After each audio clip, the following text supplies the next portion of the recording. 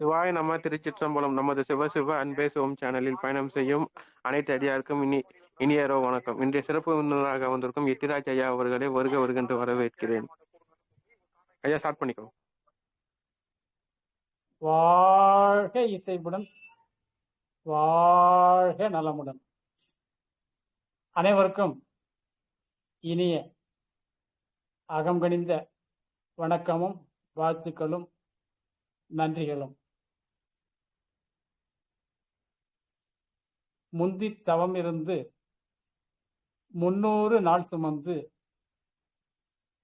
ஈன்று எனை புறந்தந்து இன்னமுது ஊட்டி என் நலன் காத்திட தான் பத்தியம் இருந்து என் தூக்கம் தொடர்ந்திட தன் தூக்கம் தொடர்ந்து என் சிறுகை அளவினதை அமிழ்தென சுவைத்து என் மழலை மொழிகளை குடலினும் இனிதாய் ரசித்த அன்னையை வணங்கி,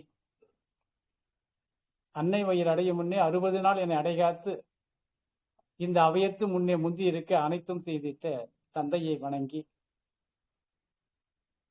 பிறந்தது முதல் இன்று இந்த கணம் வரை அனைத்து கல்வி கேள்வி அனுபவங்களில் வாழ்க்கை வளங்களில் அறிவாட்சி தரமாகவும் ஆளுமையாகவும் இருக்கின்ற அனைத்து குருவரை வணங்கி,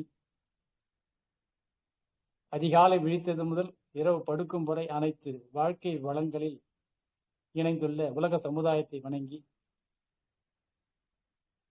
என் உரிமையை காத்து நலத்திட்டங்களை நமக்கு அளித்துக் கொண்டிருக்கின்ற ஊராட்சி முதல் உலக நாடுகள் சபை வரை இருக்கின்ற அனைத்து அரசுகளையும் வணங்கி, எங்கும் இறைந்து நம்முள்ளும் இறைந்து எல்லாமாகவும் தோன்றி இயங்கி ஒடுங்குகின்ற அனைத்து இயக்க ஒருங்கிணைப்பு பேராற்றலையும் வணங்கி, இந்த புனிதமான தினத்திலே காரமும் அமிலமும் கணக்காக உண்போம். எதற்காக என்றால், கடுகளவும் நோயின்றி வாழ. கடுகளவும் நோயின்றி வாழ வேண்டுமானால் நாம் காரமும் அமிலமும் கணக்காக உண்ண வேண்டும். அதாவது காரம் அமிலம் என்பது போது நாம் சுவையை பற்றி குறிப்பிடவில்லை. நாம் உடலை நலமாக வளமாக நமது கடமைகளை நிறைவேற்றி முடியும் வரை, நம்முடைய வாழ்வின் நோக்கம் நிறைவேறும் வரை இந்த உடலை காத்து இயற்கையோடு ஒன்று கூடிய இயல்பான இறுதி கட்டம் நிகழும் வரை இந்த உடலை பேணி பாதுகாத்திட வேண்டுமானால் அதை நோயின்றி காக்க வேண்டியது நம்முடைய பொறுப்பு, கடமை. அதை உணர்ந்து உடம்பினை முன்னம் இழுக்கென்றிருந்தேன், உடம்பினுக்குள்ளே ஒரு பொருள் கண்டேன், உடம்பினுக்குள்ளே உத்தமன் கோயில் கொண்டான் என்று உடம்பினை யான் இருந்து ஓம்புகின்றேனே. எனவே இந்த உடலை காத்திட நம்முடைய இயல்பு வாழ்க்கையில் இந்த உடலை கார அமில விகிதம் மாறுபடாமல்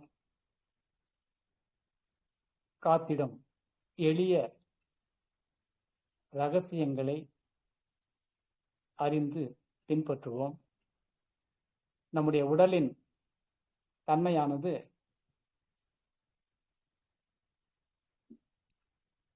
4 பங்கு காரத்தன்மையாகவும் 1 பங்கு அமிலத்தன்மையாகவும் இருக்கிறது. எனவே இந்த உடலை கடுகளவும் நோயின்றி காக்க வேண்டும் என்றால் நமது உடல் வேதியியல் தன்மையில்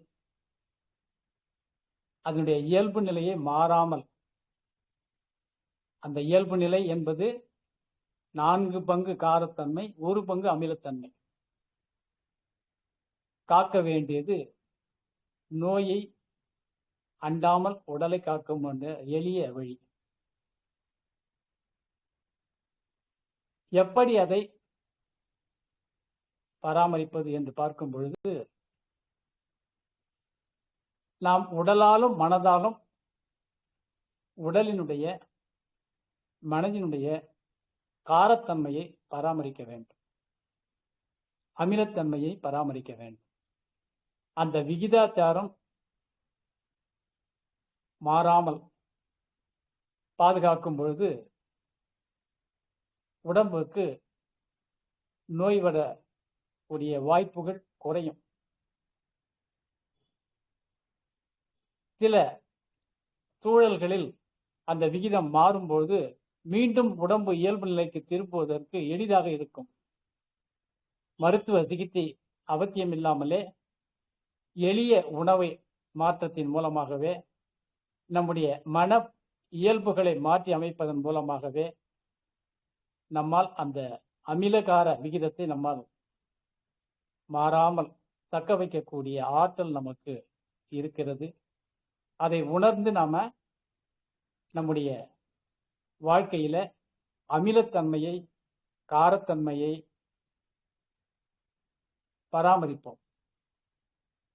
முதலாவதாக, மனதளவில் நம்முடைய உடலில் ஏற்படக்கூடிய அமிலகார விகிதத்தை தக்க வைப்பதற்கு மனதை நேர்மறை மனப்பாங்குகளால் நாம் மனதை பழக்கும் பொழுது உடலினுடைய அந்த அமிலத்தன்மை அதிகரிக்காமல் காத்திட முடியும். விருப்பம் தினம் வஞ்சமதம் பால் கவர்ச்சி விளைவறியா கடும்பற்று இவை ஆறும் நமது உடலில் வேதியியல் தன்மையை அதிகரித்து விடுகின்றன. இதை எப்படி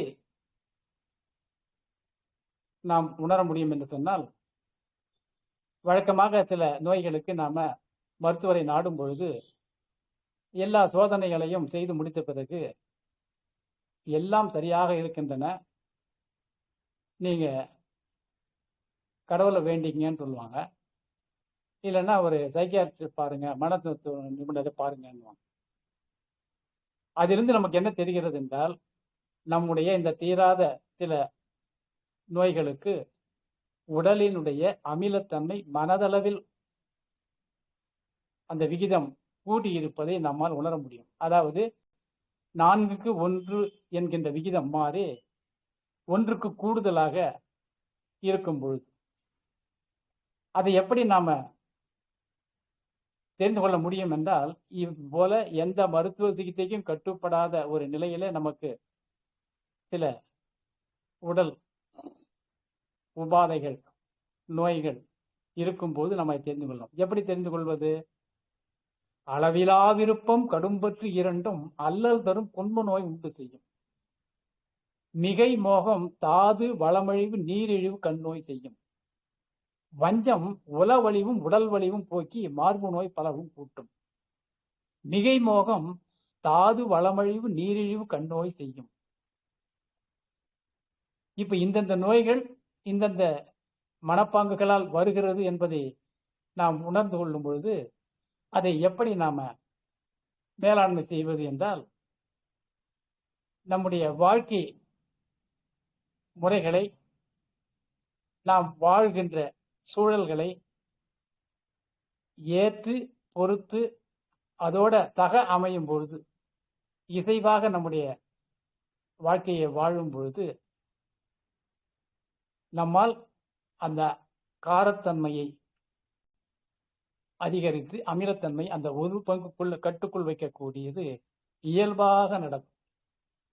ஒற்றை ரூபாய் செலவில்லாமல், எந்த மருந்தும் தேவையில்லாமல், இயல்பான உணவு முறையிலேயே நம்முடைய மனப்பான்மையை படிப்படியாக நாம பக்குவப்படுத்தும் பொழுது நம்முடைய அமிலகாரத்தன்மையை உடலில் பராமரித்து நாம் எல்லா நோய்களிலிருந்து விடுபடுகிறோம். அதோட அதோடவே நாம உணவையும் அந்த அமிலகாரத்தன்மையை காப்பதற்காக உணவை ஒரு பங்கு அமில உணவும் 4 பங்கு காரத்தன்மையான உணவும் உண்ணும் பொழுது அந்த உணவாலும் நம்முடைய உடலுடைய வேதியியல் தன்மையை கார அமில தன்மையை 4க்கு 1 என்கின்ற விகிதத்தில் பராமரிக்கும் பொழுது நமக்கு உடல் நோயிலிருந்து விடுபட்டு உடல் நோய் வராமலும் வந்த நோயை மருந்தில்லாமல் போக்கக்கூடிய ஒரு வாழ்க்கை முறை நமக்கு எளிதாக அமைந்து விடுகிறது. அதை எப்படி நாம் தீர்மானிப்பது என்று பார்க்கும் பொழுது நாம் வழக்கமாக சாப்பிடும் உணவில் காரத்தன்மையும் அமிலத்தன்மையும் அந்த விகிதாச்சாரம் மாறும் பொழுது அதை அந்த காரத்தன்மையையும் விகிதாச்சாரத்தையும் நிர்ணயிக்கக்கூடிய அந்த அமிலத்தன்மை காரத்தன்மையை எது நிர்ணயிக்கிறது நம்முடைய உணவில் அப்படின்னு பார்க்கும் பொழுது நம்ம உணவுல அமிலத்தன்மையான உணவுகள் எவை என்று பார்க்கும் பொழுது அந்த நாம் சாப்பிடும் உணவில் இருக்கக்கூடிய சத்துக்களில் பாஸ்பரஸ், கந்தகம், சிலிக்கான், குளோரின், புளோரின், கருமயிலம் என்று சொல்லக்கூடிய அயோடின், ஆர்சனிக், புரோமின் இவையெல்லாம் அமிலத்தன்மையை நம்ம உணவில கூட்டுபவை. அதே போல காரத்தன்மையை கூட்டக்கூடிய உணவுகள் பார்க்கும்போது அதில் பொட்டாசியம், சோடியம், கால்சியம்,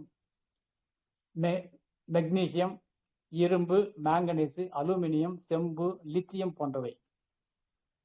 இந்த தாது கூறுகள் உள்ள உணவுகளை நாம எப்படி அடையாளம் காண்பது? அமிலம் காரணம் எதுங்க அமில உணவு, எது கார உணவு அப்படின்னு நம்ம எப்படி தெரிஞ்சுக்கிறது அப்படின்னா, இது இந்த சத்துக்கள்லாம் இருக்கு ஆராய்ச்சிட்டுல நம்ம தினசரி சாப்பிட முடியாது இல்லைங்களா? அதற்காக அதை நாம் எப்படி இந்த ஒரு ஆழ்ந்த புரிதல் இல்லாதவரும் இந்த தெளிவு இல்லாதவங்களும் எப்படி அதை தெரிந்து கொள்ளலாம் என்றால், இதற்கெல்லாம் நம்ம மருத்துவம் படிக்க வேண்டிய அவசியம் இல்லாமலேயே நம்முடைய உடல்ல நம்ம சாப்பிட்ற உணவு அதிக நேரம் தங்கினால் அது அமில உணவு. உதாரணத்துக்கு எளிய உணவுகள் சீக்கிரமா செரித்து வெளியே போயிடும், நமக்கு ஆற்றலை கொடுத்து விட்டு கழிவுகள் வெளியேறிடும். ஆனா சில உணவுகள் அதிக நேரம் தங்குவதோடு இல்லாமல் சில நாட்கள் கூட அந்த கழிவுகள் தங்கி நம்முடைய உடலில் அமிலத்தன்மை அதிகரிக்கும். ஆனால் அது உடனடியாக நமக்கு தெரியாது, நாளடைவில் தான் தெரிய வரும். அதுபோல அந்த காரத்தன்மை இருக்கின்ற உணவுகள் எப்படி தெரிந்து கொள்ளலாம்? இந்த அமிலத்தன்மையை அதிகரிக்கிற உணவுகளை எப்படி தெரிந்து கொள்ளலாம் என்றால், அதிக நேரம் தங்குவது, மெதுவாக ஜீரணமாவது, அப்படி ஜீரணமாகும் போது கழிவுகளை அதிகமாக உற்பத்தியாக்குவது, உடலில் கழிவுகள் முழுமையாக உடலை விட்டு வெளியேறாமல் நமக்கு தேவையான ஆற்றலை கொடுத்துவிட்டு உடலின் அந்நிய பொருளாக தேங்கக்கூடிய கழிவுகள், உதாரணத்துக்கு மூச்சு காற்று முழுமையாக நாம் மூச்சு விடாத போது என்ன நடக்கும் என்றால், அந்த மூச்சு காற்றின் வழியாக வெளியேற வேண்டிய அந்த கழிவுகள் உடலில் தங்கிவிடும். அதுபோல மலம், சிறுநீர் போன்றவை காலம் கடந்து வெளியேற்றும் போது அவைகள் முழுமையாக வெளியேறாமல் உள்ள தங்கிடும், அல்லது அவை சரியாக வெளியேறும் போது தங்கிடும். இப்படி உடலை விட்டு வெளியேறாமையால் அமிலத்தன்மை அதிகரித்து நோய்கள் உண்டாகின்றன. மீண்டும் கூறுகிறேன், அமிலத்தன்மையான உணவுகளை எப்படி நாம் தெரிந்து விளக்கலாம் என்றால், எந்த உணவு அதிக நேரம் நம்முடைய உடலில் தங்குகிறதோ, எந்த உணவு மிக மெதுவாக ஜீரணமாகிறதோ, எந்த உணவு நம்ம உடலில் அதிக அளவு கழிவுகளை உற்பத்தி ஆக்குகிறதோ, எந்த உணவு உடலில் கழிவுகளை முழுமையாக உடலை விட்டு வெளியேறாமல் இருக்க காரணமாக இருக்கிறதோ, அவையெல்லாம் அமிலத்தன்மையை அதிகரிப்பன. இதை நாம் ஞாபகத்தில் வைத்துக் கொண்டால் போதும். அப்படி அமிலத்தன்மையை அதிகரிக்கக்கூடிய உணவுகள் என்னென்ன என்று பார்க்கும் பொழுது, இறைச்சி உணவுகள், மீன், கோழி, இறைச்சி, முட்டை, சீசு, தானியங்கள், அதுவும் குறிப்பாக தீட்டிய வெள்ளை வெளியேறென்று இருக்கக்கூடிய அரிசி, வெள்ளை வெளியேறு என்று நாம கவர்ச்சிகரமாக நாம இப்ப சாப்பிட்டு கொண்டிருக்கக்கூடிய இந்த தானியங்கள், வெள்ளை ரொட்டி, தோல் நீங்கிய பருப்பு வகைகள், சுத்தி கரியாக்கப்பட்ட, அதாவது நம்ம என்ன நினைக்கிறோம், சுத்திகரிக்கப்பட்டன்னு சொல்றோம் இல்லையா, அது எப்படி என்றால் அதை சுத்தம் செய்யும் பொழுது, அவற்றை தீட்டும் பொழுது அதில் இருக்கக்கூடிய சத்துக்கள் எல்லாம் அந்த சுத்தம் செய்யும் போது வீணாக்கப்படுகிறது. அதனாலதான் அதை நம்ம என்ன சொல்றோம்னா சுத்தி கரியாக்கப்பட்ட உணவுகள் சொல்றோம். ஏன்னா கட்டை இருந்தால் அது எரிப்பதற்கு பயன்படும். எரிந்த கட்டையை வைத்து கரியாக்கி விட்ட பிறகு அதை நாம எரிக்க பயன்படுத்த முடியாது. அப்படித்தான் நாம சுத்தி கரியாக்கப்பட்ட வெள்ளை சர்க்கரை, ஏனென்றால் வெள்ளை சர்க்கரைக்கு இன்னொரு பேர் என்னன்னா வைட்டமின் திருடன். அதாவது அந்த வெள்ளை சர்க்கரையை நாம் உண்ணும் பொழுது நேரடியாகவோ பானங்களிலோ வேறு தின்பண்டங்களிலோ இனிப்புகளிலோ சேர்த்து சாப்பிடும் பொழுது அது நம்ம உடலுக்கு செரிமானம் ஆகும் பொழுது அதில் வைட்டமின் இல்லாதனால், இதில் வெள்ளை சர்க்கரையில உயிர்த்தத்து என்கின்ற வைட்டமின் இல்லை. ஆனா வைட்டமின் இல்லைன்னா அது ஜீரணமாகாது. அப்போது என்ன செய்யும்னா நம்ம உடம்புல இருப்பில் இருக்கக்கூடிய வைட்டமினை அது எடுத்துக்கொண்டு அந்த சர்க்கரையை செலுத்தி விடும். அதெல்லாம் நமக்கு உடனே தொந்தரவு தெரியாது. அதனால நம்ம என்ன நினைக்கிறோம்னா சர்க்கரையை சாப்பிட்டு நமக்கு இதெல்லாம் வந்துட்டு யாரும் சொன்னா நம்ப மாட்டாங்க. ஏன்னா அதனுடைய விளைவு உடனே தெரியாது. அதே போல அது கலந்து இருக்கக்கூடிய எல்லா சாக்லேட்டு, கலப்பட பால், நேரடியாக மாட்டிலிருந்து பெறாத இந்த கலப்பட பால், அதே போல ஹைட்ரஜனேட் செய்யப்பட்ட எண்ணெய்கள், சுத்திகரிக்கப்பட்ட எண்ணெய்கள், காபி, தேநீர், மதுபானங்கள், சோடா, வறுத்த உணவுகள், சாதாரண காய்களை நீரில் வேக வைத்து ஆவியில் வேக வைத்து உண்ணும் போது அவைகள் காரத்தன்மை உடையதாக இருந்தாலும் அவற்றை நீர்ச்சத்து இல்லாமல் வறுத்து சாப்பிடும்போது அவைகள் அமிலத்தன்மை ஆகிவிடுகின்றன. அப்பொழுது அவைகள் உடலில் அதிக நேரம் தங்குவதோடு மட்டும் இல்லாமல் நம்முடைய இருப்பு ஆற்றலை அதிகமாக எடுத்துக்கொண்டுதான் ஜீரணிக்கும். அதே போல அதிக அளவு எண்ணெயில நீண்ட நேரம் வெந்த உணவுகள், நெய்யில் சமைத்த உணவுகள், இவையெல்லாம் அமிலத்தன்மையை நம்ம உடம்புல கூட்டுகிற உணவுகள். ஆனால் காரத்தன்மை மிக்க உணவுகள் எப்படி நாம் தெரிந்து கொள்ளலாம் அப்படின்னா, நம்முடைய அன்றாட உணவுல குறைந்த நேரத்தில் எளிதில் தெரித்து குறைந்த கழிவுகள் உண்டாகி உடலிலிருந்து அவை எளிதில் முழுமையாக வெளியேற்றி, அதாவது கழிவறைக்கு போனோம்னா ஒரு சில நிமிடங்களில நாம வெளியே வரணுங்க. உடலிலிருந்து கழிவுகள் வெளியேற்றப்பட்ட நிலையில உடல் அந்த அடி வயிற்றுல காலியான உணர்வை நாம பெற வேண்டும். அப்பொழுது அந்த நாம் உண்ட உணவு காரத்தன்மை மிக்கது என்று அறிந்து கொள்ளலாம். அதை எப்படி நாம அன்றாட உணவுல எந்தெந்த உணவுகள் என்று எப்படி அறிந்து கொள்வது? பச்சை காய்கறிகள், அதாவது சமைக்காத பச்சையாக உண்ணக்கூடிய காய்கறிகள். எல்லா காய்கறியும் சாப்பிட வேண்டும் என்றில்லை.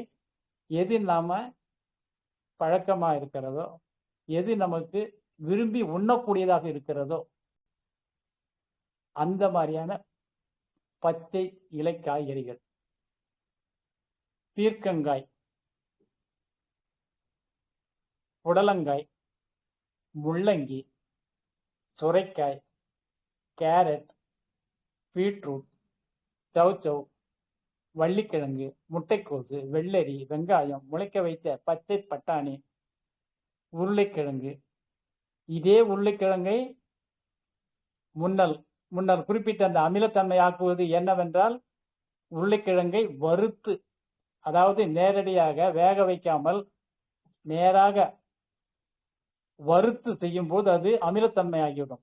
அதே உருளைக்கிழங்கை தோலோட முழுதாக நாம வேக வைத்து அதன் பிறகு அதை நாம வேண்டியபடி தாளித்து மிளகு, பூண்டு, வெங்காயம் இவற்றை சேர்த்து தாளித்து உண்ணும்போது அது அதனுடைய அமிலத்தன்மை குறைந்து காரத்தன்மை இருக்கும்.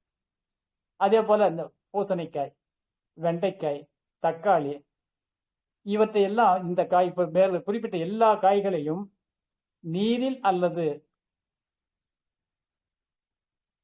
ஆவியில் வேக வைத்து அந்த நீர் சத்து அதிலே குறையாமல், அதில் இவை எல்லாமே நீர் சத்து மிக்கவை, அந்த இயற்கையான நீர் சத்து குறையாத அளவுக்கு வேக வைத்து பக்குவமாக உயிர் சத்து அதிலிருந்து வெளியேறாத ஆவியிலோ அல்லது நீரிலோ வேக வைத்து நமக்கு தேவையான அளவு தாளிதம் செய்து பக்குவமாக உண்ணும்போது அவைகள் நமக்கு காரத்தன்மையை நம்ம உடம்புல காக்க வைத்து அமிலத்தன்மையை இவற்றை உண்ணும்போது அமிலம் உண்டாகும். இருந்தாலும் முன்னர் குறிப்பிட்ட அளவுக்கு அந்த அமிலத்தன்மை அதிகரிக்காமல் காரத்தன்மை தக்க வைக்கலாம்.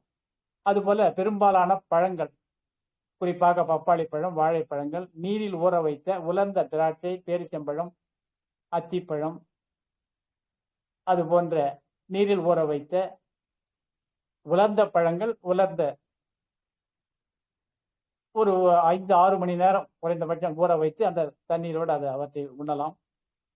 இவையெல்லாம் நம்முடைய உடலிலே காரத்தன்மையை தக்க வைக்கக்கூடிய உணவுகள். எலுமிச்சம்பழம் அமிலம் என்று சொல்லுவார்கள், ஆனால் அது நம்ம உடலிலே காரத்தன்மையை காப்பதற்கு பலன் அளிக்கிறது. அதே போல ஆரஞ்சு, சாத்துக்குடி, கரும்பு, பேரிக்காய், முந்திரி, முலாம்பழம், அதாவது கொடிமுந்திரி பழம், முலாம்பழம், தேங்காய் போன்றவை. எனவே இவற்றை இந்த உணவுகளை கணக்காக உண்டு. கணக்காக என்றால் நாம் சொன்ன மாதிரி அந்த 4க்கு 1 பங்கு, அதாவது 4 பங்கு. இப்ப நம்ம மேல குறிப்பிட்ட காரச்சத்து மிக்க உணவுகளை 4 பங்கும், அமிலச்சத்து மிக்க உணவுகளை 1 பங்கும் உண்பதுதான் காரமும் அமிலமும் கணக்காக உண்பது, அதாவது 4க்கு 1. நம்மையும் அறியாமல் இதே மாதிரி நாம தினசரி சாப்பிட முடியாத சூழல்ல நமக்கு ஏற்படக்கூடிய நல்ல அறிகுறிகள் அல்லது நோய் அறிகுறிகளை நாம வைத்து நம்ம உடல் இப்ப எந்த தன்மையில் இருக்கிறது என்று நாம தெரிந்து கொள்ளலாம். நம்முடைய உடலில காரத்தன்மை சரியாக பராமரிக்கப்பட்டு வருகிறது என்பதை எப்படி அறிந்து கொள்ளலாம் என்றால், மலச்சிக்கல் இல்லாமல் இருந்தால் சரியாக இருக்கிறது என்று, அஜீரணம் என்றது இல்லாமல் சரியாக ஜீரணமாகிறது என்றால் சரியாக இருக்கிறது, தொற்று நோய் எதுவும் இல்லைன்னா நம்ம அந்த விகிதம் காத்து கொண்டிருக்கிறோம் என்று சொல்லலாம். நம்மையும் அறியாமலே வழக்கமான உணவுகளிலே. அதே போல பல் ஈறுகள் வலி அல்லது இரத்தம் கசிதல், மூக்கு, தோல் அல்லது வேறு இடங்களில் புண் இல்லாம இதெல்லாம் இருந்ததுன்னா நம்ம அந்த காரத்தன்மையில நம்ம இருக்குது உடம்பு, அது ஓரளவுக்கு கட்டுக்குள் இருக்கிறது என்று நாம தெரிந்து கொள்ளலாம். எனவே அந்த நோய் இல்லாத நல வாழ்வுக்கு நாம எப்படிப்பட்ட உணவுகளை உண்ண வேண்டும் என்று பார்க்கும் பொழுது, அளவான புரதம். அந்த புரதம் அளவான கணக்கா இருக்கணும்னா என்னன்னா, நம்ம உடல் எத்தனை கிலோகிராம் இருக்கிறோமோ அத்தனை கிராம் மட்டும் எடுக்கும் பொழுது உடலிலே அந்த அமிலத்தன்மை அதிகரிக்காமல் காக்க வைக்கும். அதாவது 1 கிலோவிற்கு 1 கிராம், 50 கிலோ ஒருவர் இருக்கிறார் எடை என்றால் அவர் ஒரு நாளைக்கு 50 கிராமுக்கு மிகாமல் 50 கிராமுக்குள்ள புரதம் எடுக்கும் பொழுது இந்த அமில காரத்தன்மை தக்க வைக்கப்படும். அதே போல புதிய பழங்கள், நல்லா புதுசா பழம் வாங்கிட்டு வந்து வச்சுட்டு 15 நாள் 20 நாள் நம்ம குளிர்பதன பெட்டியில் வைத்து கொண்டு சாப்பிடுவது அல்ல. இயன்றவரை புதிய பழங்கள், ஊற வைத்த உலர்ந்த பழங்கள், பச்சை காய்கறிகள், காய்கறி சூப், கூட்டு, கீரை போன்று நார்ச்சத்தோட நீர்ச்சத்தோட அவைகளை சாப்பிடும்போது குறைவான அளவு முழு பயிர்கள், இப்போ பருப்புகளாக தோல் நீக்கிய பருப்புகளுக்கு பதிலாக தோலோட முழுதா பச்சை பருப்புக்கு பதிலா, அதாவது பைத்தம் பருப்புக்கு பதிலா நாம முழு பயிரை முளைக்க வைத்து அதுக்கப்புறம் பச்சையாகவோ அல்லது இந்த போல காய்கறி கூட்டிலையோ சூப்புலையோ சேர்த்து உண்பது.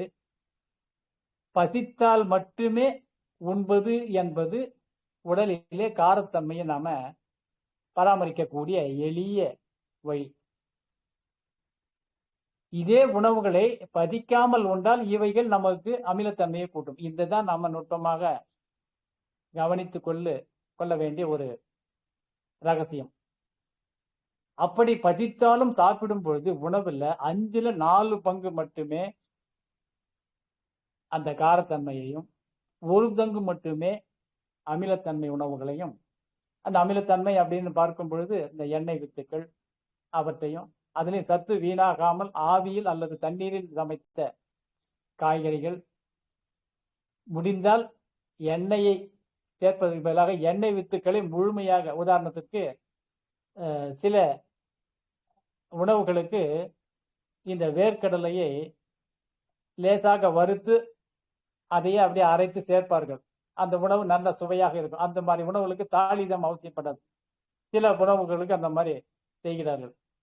அதுபோலவே எல்லாவற்றுக்குமே நாம் அந்த எண்ணெயை பயன்படுத்தாமல் இந்த மாதிரி அரைத்து, இப்போ தேங்காயை அரைத்து சேர்ப்பது போல சமையல்ல அவற்றை கொதிக்க வைக்காமல் வெந்த பிறகு இந்த எண்ணெய் வித்துக்களை, தேங்காயோ அல்லது நிலக்கடலையோ அல்லது எள், இவற்றை அரைத்து சேர்க்கும் பொழுது உணவும் சுவையாக இருக்கும்.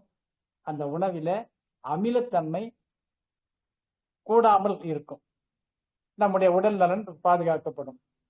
அதே போல தவிடு நீக்காத கோதுமை சப்பாத்தி நம்ம கடையிலிருந்து வாங்கிட்டு வந்து தோல் நீக்கி அவன் பல நல்லா வெள்ளையா விற்பாங்க. அதை வாங்கிட்டு வந்து அதையும் மறுபடியும் நாம சலித்து அப்படியெல்லாம் தோலை நீக்காமல் நாமே முழு கோதுமையை வாங்கி அரைத்து அதை நீண்ட நாள் இருப்பு வைக்காமல் ஒரு 15 நாள் 20 நாளுக்குள்ள பயன்படுத்தும் போது அந்த தவிடை நம்ம சலிக்காமல் சாப்பிடும் பொழுது, அதே போல தோல் வெறுமனே உமியை மட்டும் நீக்கி சத்துக்கள் போகாத அளவுக்கு அரிசியை நாம அந்த சத்துக்களோடு, இயற்கை சத்துக்களோடு முழுமையான அரிசியை சாப்பிடும் பொழுது, அதே மாதிரி சிறுதானியங்கள், அவைகள் சிறுதானியம் அல்ல சீர்தானியங்கள், அதாவது வரகு, சாமை, இது போன்ற திணை, குதிரைவாலி, இவை போன்ற அந்த சீர்தானிய உணவுகளை, மாச்சத்து கொண்ட உணவுகளை அவற்றையும் அளவு குறைவாக, காய்கறி, கீரை, பழங்களை விட குறைவா, வயதுக்கு ஏற்ற போல, சிறு வயதில் வளரும் பருவத்தில் ஒரு 30 வயது வரைக்கும், நம்ம 20-30 வயது வரைக்கும் இந்த உணவுகள் கூடியிருந்தாலும் பரவாயில்லை.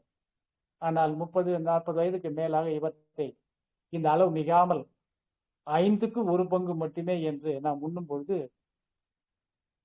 நமக்கு அந்த மலச்சிக்கல் தவிர்த்தால் அனைத்து நோய்களும் நமக்கு தவிர்க்கப்படும். அஜீரணம், மலச்சிக்கல் ஆதி நோய்கள், அவற்றால் வருவதே மீதி நோய்கள். அதோட இந்த உணவுகளோட நாம் முக்கியமாக கடைபிடிக்க வேண்டியது ஆழ்ந்த உறக்கம். அதுவும் முன்னிரவு 9 மணி முதல் அதிகாலை 4-5 மணி வரை தேவைப்பட்டால், அல்லது உழைப்பு குறைந்தவர்கள் இன்னும் கொஞ்சம் குறைவான நேரம் தூங்கினாலும் நம்முடைய உடலினுடைய அந்த அமிலகார தன்மை பராமரிக்கப்படும். குறிப்பாக நேர்மறையான சிந்தனைகள் நமக்கு உடலிலே காரத்தன்மையை தக்க வைக்கும். ஆக அனைத்து நோய்களுக்கும் காரணம் என்ன என்று பார்க்கும் பொழுது, உணவில் காரத்தன்மை குறைந்து நமது பழக்க வழக்கங்கள், நடைமுறைகளின் கொடிய அமில விளைவுகளிலிருந்து நம்மை பாதுகாக்க முயற்சிப்பதால் உருவாகிறது. எனவே உடலில் நோயை உண்டாக்கும் அமிலத்தன்மையை அதிகரிக்கும் அறிகுறிகளையும் நாம் தெரிந்து கொள்ளும் பொழுது நாம் எந்த மருத்துவ சோதனையுமே செய்யாமலே நமக்கு நாம் நலமாக இருக்கிறோமா அல்லது அமிலத்தன்மை கூடி இருக்கிறதா என்பதை நமக்கு தெரிவிக்கக்கூடிய அறிகுறிகள் என்னன்னு பார்க்கும் பொழுது, தொற்று நோய்கள், பற்கள், எலும்புகளும் பலம் இழத்தல். அதாவது நல்லா இருப்போம், திடீர்னு பார்த்தா பல்லு வலிக்குங்க. ஒரு அரை வேளை ஒரு நாள் அல்லது ஒரு நாள் 2 நாள் இருக்கும், திடீர்னு காணாம போயிடும். டாக்டர்கிட்ட போகலாம் நம்ம திட்டமிட்டுட்டே இருப்போம், கொஞ்சம் டிலே ஆகும். அதுக்குள்ள பார்த்தீங்கன்னா அந்த பல் நோய் சரியாயிடும். திடீர்னு சில நாள் பார்த்தீங்கன்னா ஈறு வீங்கும், ஒரு நாள் 2 நாள்ல தானாவே எந்த சிகிச்சையுமே இல்லாம சரியாயிடும். அதே மாதிரி வாய், மூக்கு, வயிறு, குடல் வேற இடத்துல திடீர்னு ஏதோ புண்ணு இருக்கிற மாதிரி எரிச்சலா தெரியும், ஓரிரு நாள்ல தானா சரியாயிடும். இதெல்லாம் இருக்கும் பொழுது, ஒருவேளை நீடித்து இருக்கும் பொழுது அந்த மாதிரி வரும். தற்காலிகமா அமிலத்தன்மை கூடும். ஏன் கூடும் அப்படின்னா, நாம இப்ப மேற்கண்ட மாதிரி அந்த உணவுகளை உண்ணாமல், அந்த உரிய விகிதத்தில் 4க்கு 1 என்று உண்ணாமல் அளவு மீறி நாம சாப்பிடும் பொழுது, அமிலத்தன்மை கூடும் பொழுது உடல் என்ன செய்யும் அப்படின்னா, அங்கங்க இந்த நாம் சொன்ன இப்ப எலும்பு, பல்லு, ஈறு, மூட்டு, இவை நுரையீரல் இங்கெல்லாம் இருக்கக்கூடிய அந்த காரத்தன்மையை ஈர்த்து நம்ம உடலில செரிமானத்தை செய்து தனக்குத்தானே சரிப்படுத்திக் கொள்ளும். இதுதான் நம்ம உடலினுடைய அந்த நோய் எதிர்ப்பு தன்மை இருக்கும்போது இதெல்லாம் நடக்கும். ஆக இந்த மாதிரியான அறிகுறிகள் அரை நாள், ஒரு நாள், 2 நாளுக்குள்ள நீங்கும் பொழுது தானாவே உடல் தன்னைத்தானே நோயிலிருந்து மீட்டுக் கொள்ளும். அப்படி இல்லாமல் இவைகள் நீடிக்கும் பொழுது புகைப்பிடித்தல், மதுப்பழக்கம், அதிக புரத உணவு, அதாவது தோல் நீக்கிய பருப்பு உணவுகள். இப்ப பாத்தீங்கன்னா சில பேர் சுவைக்காக கடலை பருப்பு நிறைய பயன்படுத்துவாங்க. அதுபோல மீன், இறைச்சி, முட்டை, சீஸ் இந்த மாதிரியான உணவுகளை அதிகரிப்பது, மாவுச்சத்து அதிகமாக இருக்கக்கூடிய அதுவும் வெள்ளை ரொட்டி, தீட்டிய தானியங்கள், இது போன்ற எல்லா உணவுகளும் 5ல் அந்த இனிப்புகள் அதிகமாக சாப்பிடும் பொழுது அந்த 5க்கு 1 பங்குக்கு கூடுதலாக, அதாவது 5ல் 4 பங்கு காரத்தன்மை, 1 பங்கு அமிலத்தன்மை, அந்த விகிதம் அதிகரிக்கும் பொழுது நமக்கு மலச்சிக்கல், செரிமானமின்மை போன்றவை அப்படியே நாள் கணக்கில், மாத கணக்கில் நீடிக்கிற ஒரு தன்மை இருக்கும் பொழுது நம்ம உடல்ல தற்பொழுது அமிலத்தன்மை பக்கம் இருக்கிறது என்பதை உணர்ந்து நாம நம்முடைய உணவு பழக்கங்களை, நம்முடைய மனப்போக்கை மாற்றிக்கொள்ள வேண்டும். எதிர்மறை எண்ணங்கள், கவலை, கோபம், அச்சம், மன அழுத்தம், தூக்கமின்மை போன்றவற்றால் நம்முடைய அமிலத்தன்மை அதிகரிக்கக்கூடியதை தெரிந்து கொண்டோம். இந்த உடலின் அமிலத்தன்மையை வெளியேற்றும் தன்மையை எப்படி நம்ம தெரிஞ்சுக்கலாம்னா, மலம், சிறுநீர், வியர்வை இவற்றில அதிக அளவு துர்நாற்றம் தெரியும். அந்த கழிவுகள் சரியா வெளியேறாம வர்ற மாதிரி இருக்கும், ஆனா வராது. அவை வெளியேறுவதற்கு மிகவும் சிரமம். தடி அதிகரிக்கும் நுரையீரல்ல, அது வெளியேற முடியாது. அப்ப நம்ம ரொம்ப சிரமப்பட வேண்டியது. இதெல்லாம் என்ன காரணம் அப்படின்னா, இந்த அமிலத்தன்மை உடலில் அதிகரித்து விட்டது.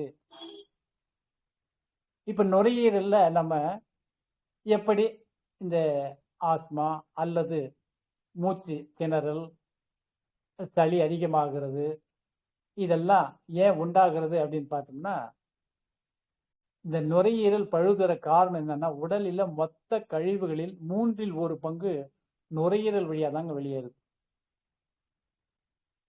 அதற்காக தான் நமக்கு 2 நுரையீரல்கள் இயற்கையால் வழங்கப்பட்டு, அந்த 2 நுரையீரல்களையும் நாம முழுமையாக ஆழமாக மூச்சு சுவாசிப்பதால் அந்த நுரையீரலானது ஒரு டென்னிஸ் கோர்ட் அளவுக்கு, டென்னிஸ் விளையாட்டு மைதான அளவுக்கு பரப்பளவு உள்ள அந்த நுரையீரல் சுருங்கி ஒரு ஜிப்பு பை போல அளவு குறுகிய அளவுல 2 பக்கமும் மார்பில் அடங்கி இருக்கிறது. அவற்றை நாம நேராக அமர்வதன் மூலமும் தலை, கழுத்து, மார்பு, முதுகு தண்டு எப்பொழுதும் நிற்கும் போதும், உட்காரும் போதும், படுக்கும் பொழுதும் நேராகவே இருக்கும்படியாக வைக்கும் பொழுது அதனுடைய பரப்பளவு அதிகமாகும்.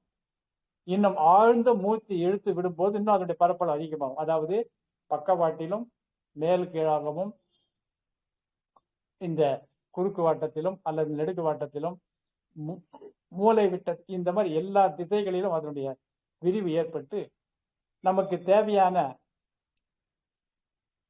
கழிவுகள், அதாவது தேவையற்ற கழிவுகள் வெளியேறி நமக்கு தேவையான புதிய உயிர் வழி நிறைந்த அந்த காற்று நமக்கு உடம்புக்கு கிடைத்து ரத்தம் தூய்மையாகி நம்முடைய நோய் அந்த காரத்தன்மையிலிருந்து காரத்தன்மையை மீட்டுக் கொள்ளக்கூடிய எளிய உபாயம் என்ன? எளிய உபாயம், முதல் உபாயம் என்னன்னா ஆழமாக மூச்சு விடுவது. இதுக்கு பேர் மூச்சு இசைவு பயிற்சி. வாயில நீண்ட நேரம் வாயில மூச்சை வெளியேற்றி விட்டு மூக்கு வழியாக நாம மூச்சை இழுக்கும் பொழுது நமக்கு அதிக அளவு அந்த உயிர் வழி கிடைக்கும். அந்த காரத்தன்மையை நம்ம காக்க வைக்க முடியும், தக்க வைக்க முடியும்.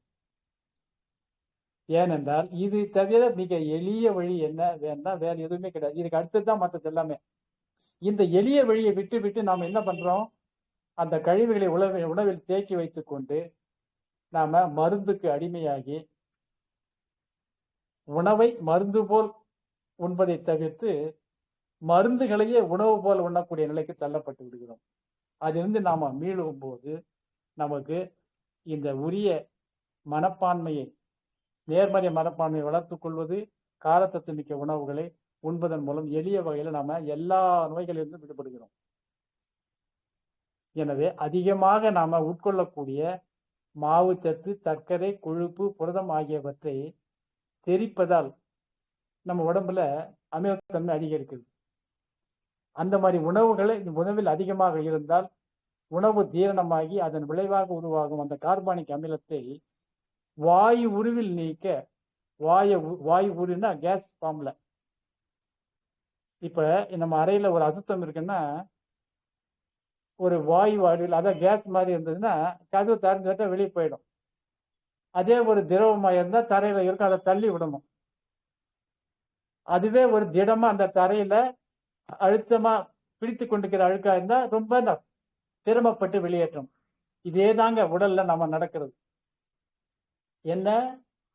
நுரையீரல் வழியா எளிதில் வெளியேறக்கூடிய அந்த கழிவுகளை நாம சரியா வெளியேற்றாதனால நாம நுரையீரலும் தோலும் சிறுநீரகங்களும் மலக்குடலும் கழிவுகளால் நிறைந்து அவைகளுக்கு வேலைப்பொருள் அதிகமாக உண்டாகிவிடுகிறது.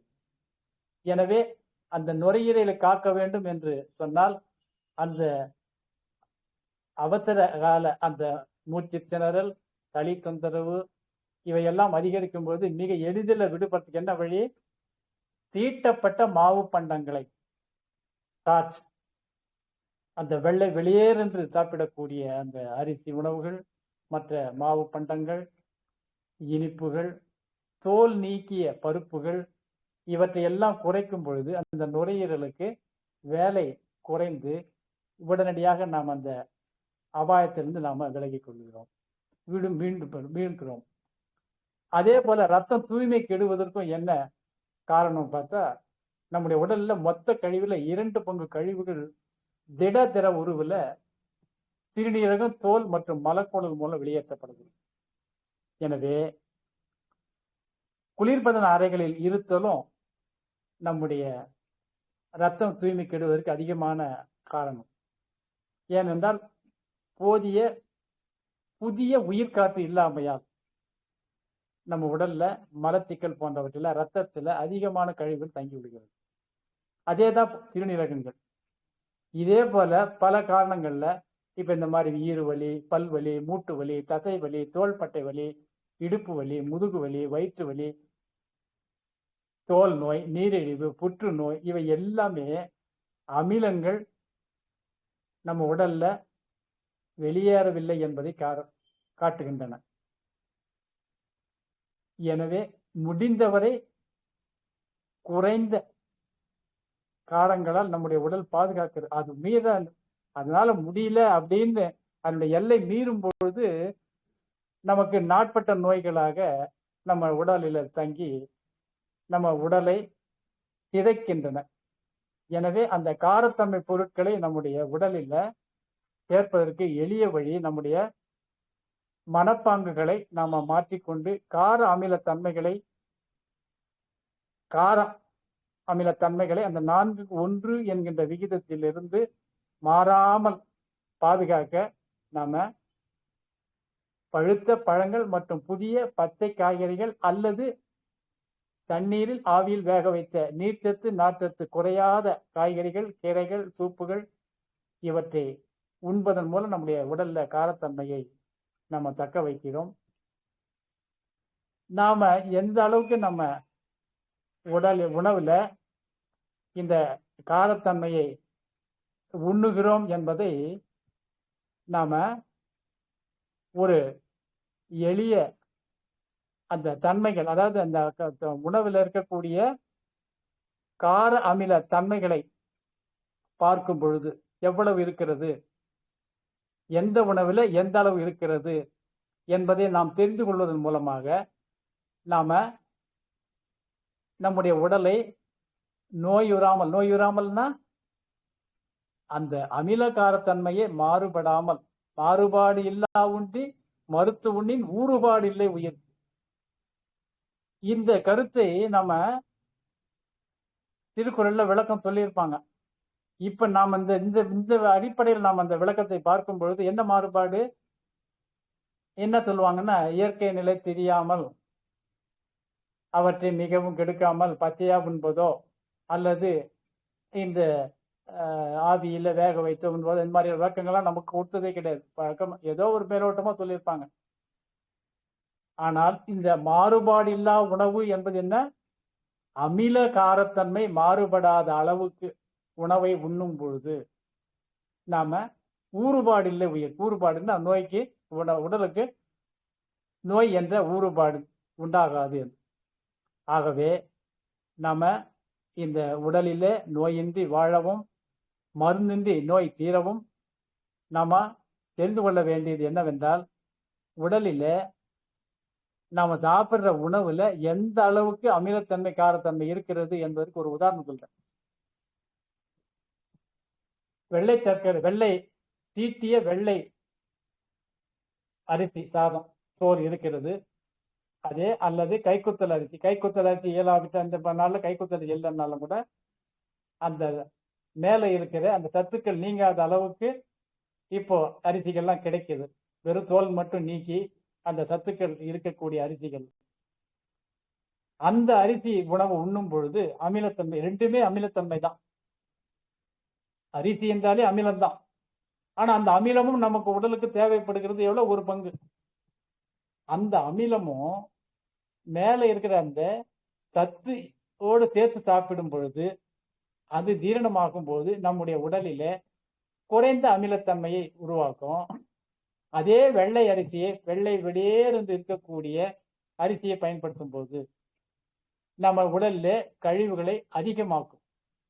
அப்போ அரிசி இல்லாமல் நம்மால் இருக்க முடியாது என்கிற நிலையில் அந்த அரிசியை 4/1 பங்கு அளவில் உண்பதும், அந்த அரிசியும் கூட இது போல தீட்டப்படாத அரிசியாக சாப்பிடும் பொழுது, அந்த தீட்டப்படாத அரிசியை சாப்பிடும்போது சில பேருக்கு சாப்பிட பழக்கம் இல்லாததுனால சிரமமா இருக்கும்.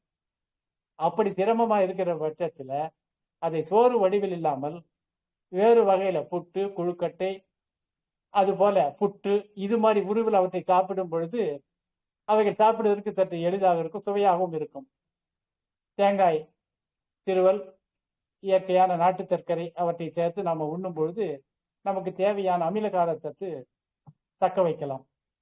அதே போல இப்ப பழங்கள் என்று எடுத்துக்கொண்டால் நிறைய அந்த அமில காரத்தன்மைகள் அந்த பட்டியல்ல பார்க்கும் பொழுது நம்ம அத்திப்பழம் இருக்கிறது. அந்த அத்திப்பழம் இருப்பதிலே பழ வகையிலேயே முதல் தரமான நம்ம உடலுக்கு தேவையான காரத்தன்மையை அதிக அளவு கொடுக்கக்கூடிய தன்மையாக இருக்கிறது. அந்த பட்டியல பார்த்தோம்னா பப்பாளி பழம் இதெல்லாம் வரும், வரிசையா வரும். கடைசியில குறைந்த அளவு நமக்கு காரத்தன்மையை கொடுப்பது எதுன்னு பார்க்கும் பொழுது ஆப்பிள். ஆனா நம்ம எதுக்கு விலை கொடுத்து வாங்குறோம்? அதிக தயாரா இருக்கிறோம். ஆப்பிள் 200 ரூபாய் 300 ரூபாய் கிலோ இருந்தாலும் வாங்க தயாரா இருக்கிறோம்.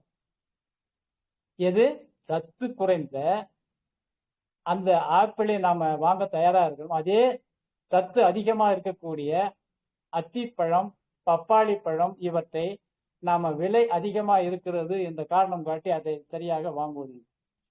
ஆனால் நோய்க்கு அடிமைப்பட்டு அதற்கு பிறகு மருத்துவத்திற்கு செலவு செய்ய தயாராக இருக்கிறார். இதிலிருந்து நாம மீள வேண்டும். இந்த உலர்ந்த பழங்கள், பச்சை காய்கறிகள் இவற்றை நாம இயன்ற அளவு உண்டு. அதே போல இந்த பருப்பு வகைகள்ல, பருப்பு என்றாலே அமிலம்தான். ஆனா அந்த அமிலத்தன்மை எப்போ குறைவா நம்ம உடம்புல சேர்க்கப்படும் அப்படின்னா அந்த தோலோட முளைக்க வைத்து உண்பதால். அதாவது பாசிப்பயிறு இருக்கிறது தோலோட முளைக்க வைக்கணும். அதற்கும் அந்த தோல் நீக்கிய பச்சை பயிரை, பாசி பருப்பை நாம உணவில் உபயோகிக்கும் போதும் பருப்பு எந்த அளவுக்கு நமக்கு உடலில் அமிலத்தன்மை அதிகரிக்கிறதோ அதை விட குறைந்த அளவு இந்த முழு தானியம் முழுதாக அந்த பயிரை நாம முளைக்க வைத்து இயன்றால் பச்சையாக உண்ணும்போது நம்ம சுவைக்கு எலுமிச்சை சாறு, அது கூட கொத்தமல்லி, கறிவேப்பிலை, இது போல கொஞ்சமா கார் அவல், தேங்காய் இவற்றையெல்லாம் சேர்த்து உண்ணும் பொழுது எளிய செலவில்லாத உடலில் அதிகமான கழிவை தேக்காத அருமையான இயற்கை உணவு தயாராகும். நம்முடைய உடலுக்கு சத்தை குறைந்த நேரத்தில் கொடுப்பதோடு மட்டுமில்ல, நம்ம இருப்பு ஆற்றலை செலவு செய்துதான் எந்த பொருளையும் நாம தெரித்து சக்தியை பெறுகிறோம் என்கின்ற நியதியை மறவாமல் இருக்கும் பொழுது இது போல எளிய உணவுல இயற்கை உணவு எடுத்துக்கொள்ளலாம். அப்படி அது சிரமமா இருக்கிறவர்கள் அந்த முளைக்க வைத்த பிறகு அவற்றை நாம வேக வைத்து பக்குவமாக தேங்காயை மட்டும் வெந்த பிறகு, அதாவது உணவுப் பொருட்கள்ல வெந்த பிறகு தேங்காயை வேக வைக்காமல் சேர்த்து துருவலாகவோ துண்டுகளாகவோ அல்லது அரைத்தோ ஏதோ ஒரு வகையில அவற்றை அந்த தக்கையை பிழியாமல் அப்படியே சேர்த்து கொள்ளும் பொழுது உணவு சுவையாக இருக்கும். உடலுடைய காரத்தன்மை பராமரிக்கப்படும். எனவே நாம விலை அதிகமானவற்றை, இந்த மாதிரி உடல் சத்து குறைவானவற்றை இந்த மேலை நாட்டு மோகத்தில வாங்கி உண்பதிலிருந்து நம்முடைய செலவையும் கட்டுப்படுத்தலாம், நம்முடைய உடலையும் காக்கலாம். ஆகவே இந்த நெறிமுறைகளை நாம பின்பற்றி நம்ம உணவை அமைத்துக் கொண்டால் உடலில் நோயின்றி வாழலாம், மருந்தின்றி நோயையும் தீர்த்து கொள்ளலாம். இந்த உணவு அமில உணவு, கார உணவை பகுத்து தெரிந்து இயன்ற அளவு நம்முடைய பழக்க வழக்கங்களிலிருந்து மீண்டு நாம இந்த உடல் நலனை நோயுறாமல் உடலை காக்கலாம் என்று கூறி இந்த வாய்ப்புக்கு நன்றி கூறி விடைபெறுகிறோம். வாழ்க நலமுடன், வாழ்க நிறைவுடன், வாழ்க இசையுடன். நன்றி, வணக்கம். நன்றிங்க ஐயா, வாழ்க வளமுடன். ரொம்ப நல்லா இருந்தது. அகிலா முரளியம்மா, நீங்க பேசலாம். ஐயா வணக்கம் ஐயா. நீங்க சொன்னீங்களே இந்த மூச்சு பயிற்சி ஒண்ணு, இது படுத்தும் போது இல்ல உட்காரும் போது எப்பனாலும் அது எப்படிங்க ஐயா செய்யணும்? அது எதோ மூக்கு வழியா எடுத்து வாய் வழியா விடணும் நீங்களே? ஆமாங்க. இப்போ ஏற்கனவே கொரோனாவில் நிறைய பேர் இந்த ஆக்சிஜன் பற்றாக்குறையால இந்த உலகை நீத்தவர்கள் பல பேர்.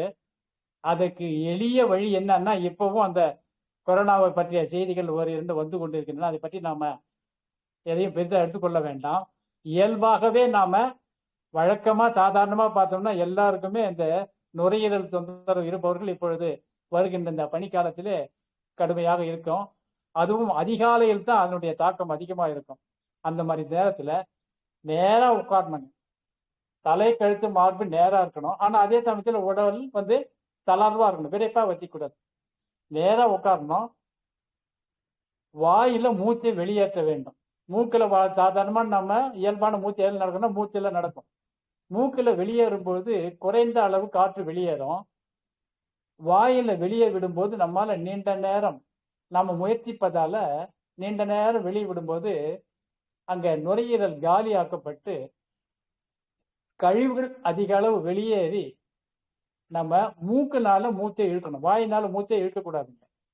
மூக்குனால மூச்சை உள்ள இழுக்கணும், வாயினால வெளியேற்றணும். அந்த மாதிரி செய்யும் பொழுது நம்முடைய உடலில் உடனடியாக ஆக்சிஜன் அதிகரிக்கப்பட்டு அந்த ஆக்சிஜன் பற்றாக்குறை என்கின்ற நிலை தீரும்.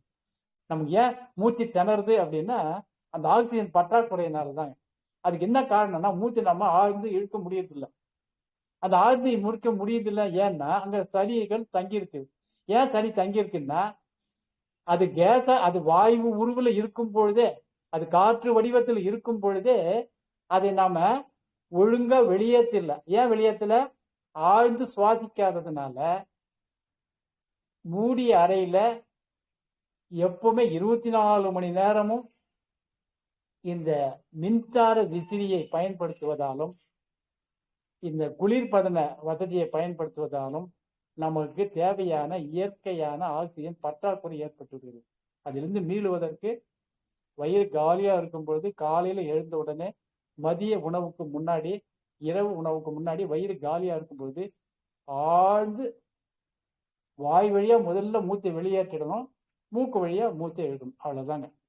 இது ஒரு எளிய பயிற்சி.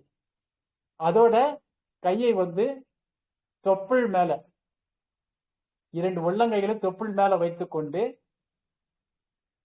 ஜஸ்ட் நேரா உட்காந்துட்டு வாய் வழியா மூச்சை வெளியேற்றிட்டு மூக்கு வழியா மூச்சை எழுதணும்.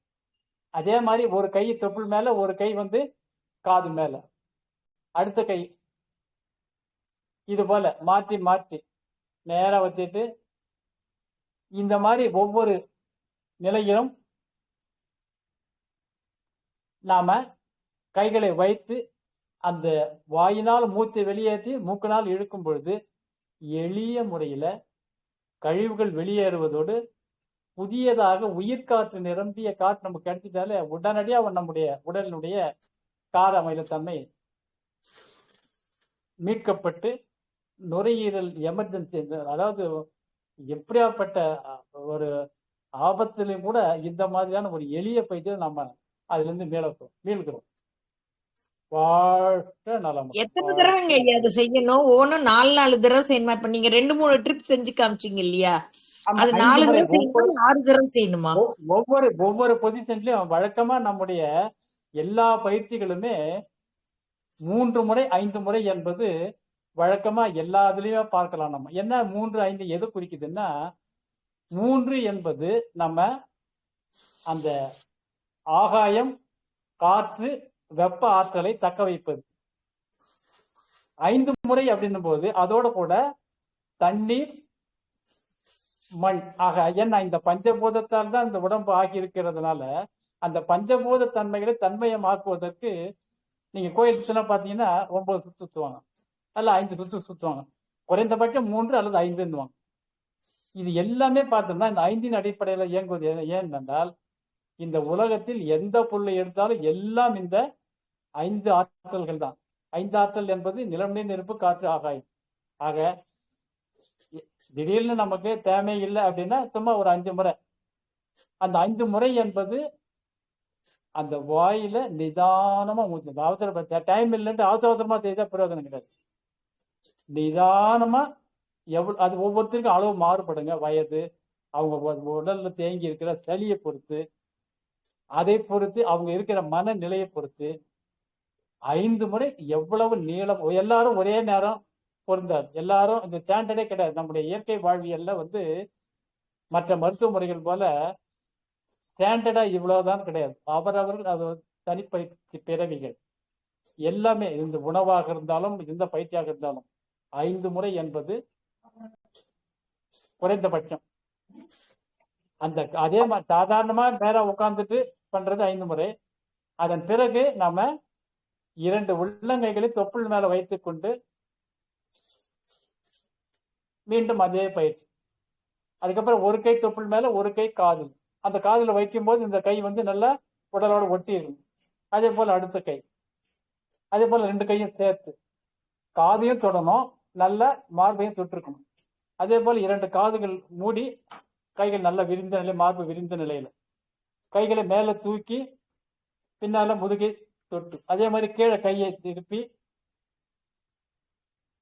இடுப்பை தொட்டுக்கொண்டு இந்த ஒவ்வொரு பொசிஷன்லையும் முடிந்தால் 5 முறை அல்லது 3 முறை.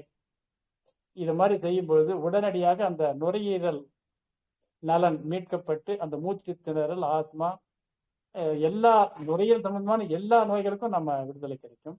அதோட அந்த உணவுல மாவுச்சத்து குறைத்தல், அது முக்கியம். எண்ணெய் பண்டங்கள் குறைத்தல், எண்ணெயில வேக வைத்த வறுத்த உணவுகள், வேக வைத்த உணவுகள் என்பவை நீரில் அல்லது ஆவியல்.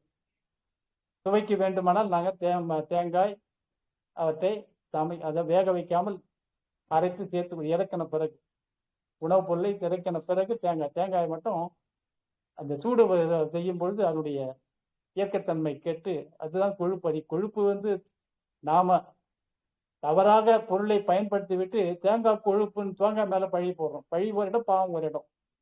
ஆகவே அதையும் நாம் பின்பற்ற வேண்டும். மனநிலை மிகவும் முக்கியம். நேர்மறை மனப்பாங்கு, அவற்றையும் நாம் எல்லாம் சேர்ந்துதான் நமக்கு அந்த எல்லா நோய். இதேதான் எல்லா நோய்களுக்கும். பல்லு ஈறு நோய் தற்காலிகமா வரும். சில நேரத்துல திடீர்னு ஈறு வலிக்கும், ஒரு அரை நாள் ஒரு நாள் சரியாகும். மூட்டு வலி திடீர்னு வலிக்கும், திடீர்னு சரியாகும். இவற்றிலிருந்து நம்ம விடுபடும். அது மாதிரி வரும்போதே தெரிஞ்சுக்கலாம் நம்ம ஆசிட் பக்கம் இருக்கிறோம். அப்போ காரத்தன்மை அதிகரிக்கணும். என்ன பண்ணணும்? முடிந்தவரை இயற்கை உணவு, முடிந்தவரை பழங்கள், முடிந்தவரை ஆழ்ந்து உறங்குதல், அதுவும் முன்னேறத்துல முடிந்தால் 9:30க்குள்ள படுக்கிறது. இயற்கை இதே பிரச்சனை இருக்கிறவங்களும் இந்த மூச்சு பிரச்சனை செய்யலாம் இல்லைங்களா? அப்பா கொஞ்சம் இருக்கு இதே பிரச்சனை, அதனால கேட்டேன். ஐயா பண்ணலாம் ரொம்ப சீக்கிரமா. அதாவது ஏன்னா இதயமும் நம்ம நுரையீரலும் நெருங்கிய தொடர்புடையவை. ஏன்னா நுரையீரல்ல காற்று வருதுங்க. அந்த காற்று ரத்தத்துக்கு டிரான்ஸ்பர் ஆயிட்டு அந்த ரத்தம் எங்க போகுது? ஹார்ட்டுக்கு போகுது. அந்த ஹார்ட்டுக்கு போற ரத்தம் ஒழுங்கா இருந்ததுன்னா ஹார்ட் நல்லா இயங்கும். அதாவது நம்முடைய எல்லாமே சரியாகுங்க. எல்லாம் இந்த மூச்சு பயிற்சி மட்டும் இல்லாமல் மனதை இதமாக வைத்திருக்கணும். இதய நோய்க்கு மிக முக்கியமான ஒரு டிப்பு சொல்றேன். என்னன்னா, தயவு செய்து இயன்றவரை 11 to 1 அவர்கள் வீட்டை விட்டு வெளியேறாம பார்த்துக்கணும்.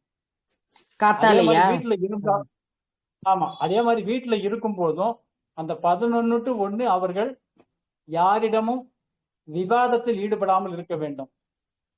தொலைக்காட்சியில உணர்ச்சிகளை மேம்படுத்தக்கூடிய, தூண்டக்கூடிய, முடிந்த அளவு இந்த தொடர்பு சம்பந்தமான அந்த தொலைக்காட்சி தொடர்களை பார்க்கவே கூடாது.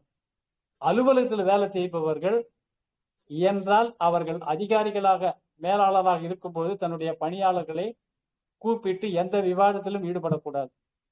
அல்லது ஒரு பணியாளராக இருப்பவர்கள் அலுவலர் குறிப்பிட்டால் ஒழிய அந்த நேரத்தில் அவர்கிட்ட போயிட்டு விவாதத்துல ஈடுபடக்கூடாது.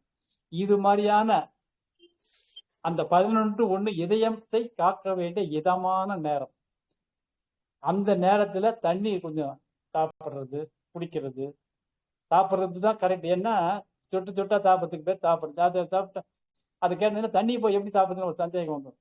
அதுக்காக சொன்னோம், அந்த வாயில சுவைத்து சாப்பிட்றதுக்கு பேர் தண்ணீர் சாப்பிட்றது. அதே போல திடவ உணவுகளாக இருந்தாலும், இப்ப நம்ம இவ்வளவு நேரம் நம்ம அமில காலத்தை பத்தி பேசணும், இதை பேசல. ஏன்னா இன்னும் நிறைய பேச வேண்டியிருக்கு.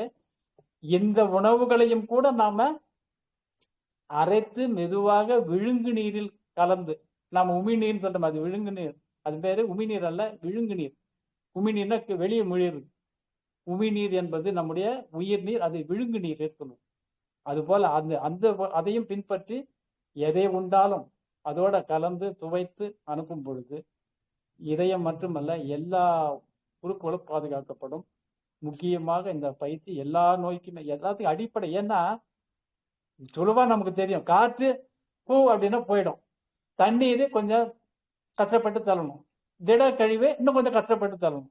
அப்ப நமக்கு எளிய வழி என்ன? எல்லா நோயும் விடுபடுறதுக்கு மூச்சு பயிற்சி முதல் உதவி. அதுக்கு அடுத்தது மற்ற உணவு மாற்றம், அதுக்கு அடுத்தது மற்ற அடுத்தடுத்த சந்திப்புகளில் நாம் அவற்றை பற்றியும் தெரிந்து கொள்வோம். வாழ்க நலமுடன், வாழ்க இசையுடன். நன்றிங்க ஐயா. நல்ல ஒரு உபயோகமான ஒரு மூச்சு பயிற்சி அருமையா சொல்லி கொடுத்துருக்கீங்க. நன்றி. வாழ்க வளமுடன். பாலகிருஷ்ணன் ஐயாவுக்கும் இதை நடத்தினேன், உங்களுக்கும் நன்றிங்க. நன்றிம்மா. வேற யாருக்குன்னா டவுட் இருக்கா? கண்ணகி, ராஜு சார், லதா, KKN சத்யபிரியா நாராயணசாமி ஐயா. சார் வணக்கம். யாருக்கா டவுட்ஸ் இருக்கா? வணக்கம் ஐயா வணக்கம். ஐயா, யாருக்கா ஒரு கேள்வி. டவுட்ஸ் இருக்கா? சார் வணக்கம். பேசுங்க இன்னைக்கு நாராயணசாமி ஐயா, பேசுங்க. ஆ, நீங்க என்ன பாடம் இந்த ரொம்ப என்னோட சகோதரி வந்துங்கய்யா 2 வேளை இயற்கை உணவு எடுத்துக்கிறாங்கய்யா. பழங்களும் வேக வைத்த காய்கறிகளும் 2 வேளையா எடுத்துக்கிறாங்க. மத்தியானம் ஒரு வேளைக்கு சமைத்த உணவு சாப்பிடுறாங்க. அவங்களுக்கு இப்ப என்ன ஒரு சின்ன பிரச்சனைனா, இதுக்கு முன்னாடி ஒரு வேளை 2 வேளை தான் மலம் போயிட்டு இருந்தது. இப்ப 4 முறை 3 முறை போகுதுங்கிறாங்க. இது சரி ஆரோக்கியமான விஷயமா, இல்ல அது எதுவும் தவறு இருக்குதா? அதாவது இயற்கை உணவுகள் சாப்பிடும் பொழுது கழிவுகள் உங்களுக்கு அறவே வெளியேறும். அந்த வெளியேறும் போது உங்களுக்கு 4 முறையாக தெரியும். உடல் தூய்மையாகிறதுன்றது அர்த்தம். நீங்க சாதாரணமா இந்த உணவுகளை உண்ணாத போது உடல்ல கழிவுகள் தேங்கி விடும். அது உங்களுக்கு தெரியாது, உடல்ல தங்கி இருக்கிறது. ஆனா அந்த கழிவுகள் தான் ரத்தத்துக்கு டிரான்ஸ்ஃபர் செய்யப்பட்டு, அதாவது மலம் அங்க இருக்குதுன்னா அது வெளியேறாமல் அங்க இருக்கும்போது அந்த மலத்தில் இருக்கக்கூடிய சத்துக்கள் மற்றும் கழிவுகள் ரெண்டும் ரத்தத்துக்கு போயிடும். அந்த ரத்தம் கெட்டு அந்த ரத்தம் எங்கெல்லாம் பாய்க்குதோ அந்த உறுப்பு பாதிக்கப்பட்டு அந்த உறுப்புல வேற நோயில இங்க நாம ட்ரீட்மெண்ட் எடுத்துட்டு இருப்போம். ஆனா மலமா போவாது. ஒரு முறை 2 முறை போவோம், அது அரைக்குறையா போவோம், அது முழுசா போயிருக்காது. நாம என்ன நினைச்சுக்கிறோம், மலச்சிக்கல் இல்லை நமக்கு அப்படின்னு. ஆனா மலச்சிக்கல் இருப்பதை உணராமல் அடிக்கடி போகலைன்றதுனால நம்ம ஆரோக்கியமா இருக்கிறோம்னு கிடையாது. அல்லது ஒரு முறை 2 முறை மலம் கழிப்பதாலே நம்ம ஆரோக்கியமா இருக்கிறோம்னு கிடையாது. ஒரு முறை 2 முறை கழிந்தாலும் உள்ளே கழிவாக இருக்கக்கூடிய இருப்புல நிறைய இருக்குது. அவைகள் எல்லாம் எப்ப வரும்னா, இந்த மாதிரி இயற்கை உணவுகள் உண்ணும் பொழுது. இது மட்டும் இல்லாமல் இந்த இயற்கை உணவையும் இல்லாமல் நாம முறையாக உபவாசம் இருக்கும் பொழுது இன்னும் அதிக அளவுல உங்களுக்கு மலம் கழியும். அப்போ உண்ணாமலே எப்படி மலம் கழிக்குது என்ற ஒரு கேள்வி எடுத்தால், இது போல நாம் வழக்கமாக உண்டு கொண்டு இயல்பு வாழ்க்கையை வாழும் பொழுது தேங்கியுள்ள கழிவுகள் நாம முறையாக 3 நாள் அல்லது 5 நாள் அதுக்கு உபவாச முறைகள் இருக்கிறது. அந்த மாதிரி இருக்கும் பொழுது இன்னும் உங்களுக்கு இப்ப நீங்க சொல்றீங்க 4 முறை போடுறாங்கன்னு, அந்த சமயத்துல 6 முறை போவாங்க. ஏன்னா அந்த பழைய சாக்கெல்லாம் அப்பதான் வெளியே வருங்க. இப்ப நாம சாப்பிடும்போது என்ன உடல் செய்யுதுன்னா, இந்த உணவை ஜீரணம் பண்றதுக்கே அதுக்கு பொழுது சரியா இருக்கு. அதனால மலத்தை வெளியேற்றத்துக்கு அதுக்கு அவகாசம் கிடைக்காததுனால நம்ம 1 முறை 2 முறை போறோம். நீங்க இந்த உணவை நிறுத்தி இயற்கை உணவை கொடுத்து அந்த இயற்கை உணவையும் நிறுத்தி நீங்க உபவாசம் இருக்கும் பொழுது உங்களுக்கு இன்னும் அதிகமாக கூட மலம் போகும். அந்த மலம் என்பது எதிலிருந்து வருதுன்னா, ஏற்கனவே இருக்கிற கழிவுல தேங்கி இருக்கிற கழிவுகள். இதை தான் நம்ம புரிந்து கொள்ள வேண்டும். என்னுடைய நண்பர் ஒருவர் 55 நாள் உபவாசம் இருந்தார். 55 நாளும் மலம் கழித்தார் என்றால் உங்களால் நம்ப முடியுமா? இது போல எல்லாருடைய உடம்புலையும் இருக்குங்க. அது எப்ப வரும்னா, அதுக்கு முழு அவகாசம் கிடைக்கும் போது. எப்போ? ஜீரணிப்பதற்கு வேலை இல்லை, ஜீரணித்த பிறகு அது சத்துக்களை ஈர்க்க வேண்டிய வேலை இல்லை. இப்படி இருக்கும்போது எனக்கு காற்றிலிருந்தும் விண்ணிலிருந்தும் கதிர், அதாவது வான்கோள்களில் இருந்தும் பூமியின் அடி ஆழத்திலிருந்தும் வரக்கூடிய அந்த ஆற்றல்களினால் என்னுடைய உடல் இயங்குகிறது. அந்த உடல் இயங்கிக் கொண்டே என்னுடைய கழிவுகளை வெளியேற்றி என்னை தூய்மை செய்கிறது என்பதை உணர்ந்தால் நாம இதை இயல்பாக எடுத்துக்கொண்டு இது நீடிக்காமல் கொஞ்ச நாள்ல அது சரியாகணும். அப்படியே போயிட்டே இருக்கலாம மலம் போனால் பலம் போச்சு என்பார்கள். அது போல போய்கொண்டே இருப்பது நம்முடைய சுத்தம் பண்றது பேரால. முறையாக அது நாம மறுபடியும் அடுத்தடுத்த தொடர்புகளில் அந்த முறையான உபவாசம் குறித்தும் சிந்திப்போம். நம்ம கருத்துக்களை பகிர்ந்து கொள்வோம். இப்போதைக்கு அந்த உணவுகளை அவர்கள் இயற்கை உணவு உண்பதனால் இது செல்லுகிறது கிடையாது. ஏற்கனவே இருக்கின்ற கழிவுகள் வெளியேறி கொண்டிருக்கின்றன. அதுக்கு இப்போ அவகாசம் கிடைக்குது. இந்த உணவு சாப்பிடும்போது ஜீரண வேலை சீக்கிரம் முடிஞ்சிருது, அதுக்கு அவகாசம் கிடைக்குது. அதனால அந்த பழைய சாக்க வெளியே தள்ளுதுங்க. அவைகள் வருவதற்கு இந்த இயற்கை உணவுகள் ஒரு உதவியா இருக்கிறது. நம் வழக்கமான உணவுல அது நகரவே முடியாது. குறிப்பாக மைதாவை தொடவே கூடாது, வெள்ளை ரொட்டியை சாப்பிடவே கூடாது. யார் உடம்பு சரியில்லைனாலும் உடனே பிரெட் சாப்பிடுங்க அப்படின்னுவாங்க. அந்த பிரெட்டை தொடவே கூடாது. அதெல்லாம் வந்து உடம்புல போய் அப்படியே ஒட்டிக்கும். நம்ம போஸ்டர் ஒட்டுறதுக்கு எதை பயன்படுத்துறோங்க? அந்த மைதா தான். அந்த மைதாவே உள்ள சாப்பிட்றோமே, அது நகர்ந்து வெளியே வருமா? அது வரலைன்னா உடம்புல என்ன செய்யும்? இதை பற்றி யாரும் சிந்திப்பதே கிடையாது. ஆனால் எந்த தொந்தரவும் இல்லைன்னு மற்ற மற்ற ரூபத்தில், அந்த மற்ற வடிவத்துல அந்த வேற நோய் வேற உறுப்பை தாக்கிட்டு வேற பேர்ல அது வந்துட்டு இருக்குன்றது தெரியாம சாப்பிட்டு இயன்ற வரையில 100க்கு 100 விழுக்காடு அந்த மைதாவை தவிர்க்க வேண்டும். தீட்டிய தானியங்களை மாவு பண்ணங்களை குறைக்க வேண்டும்.